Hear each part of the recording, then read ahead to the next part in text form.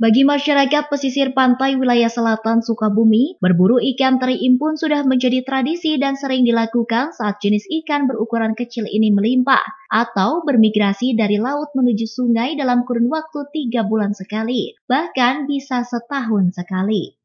Salah satu warga desa Karangpapak Endang menjelaskan, kegiatan ini sudah menjadi rutinitas warga sekitar pesisir pantai untuk berburu ikan teri impun. Tidak hanya di pesisir pantai, warga desa Karangpapak juga berburu ikan teri impun di sepanjang aliran sungai Cimanja dengan cara diparak di arus sungai dengan menggunakan jaring tangkap jenis sirip. Ia menambahkan setiap tanggal 25 di bulan Hijriah, biasanya warga berburu ikan teri impun di pesisir pantai atau di muara aliran sungai yang mengarah langsung ke laut. Selain untuk dikonsumsi sendiri, warga juga menjualnya sebagai penghasilan tambahan dengan harga 10 hingga 15 ribu rupiah per satu gelas plastik. Di sini ada musiman ngalah impun, istilahnya ngalah impun. Ngalah impun itu 1 bulan sekali tiap tanggal 25, tapi 25 Masehi. Nah, memang menjadi tradisi, memang biasanya kalau warga di sini.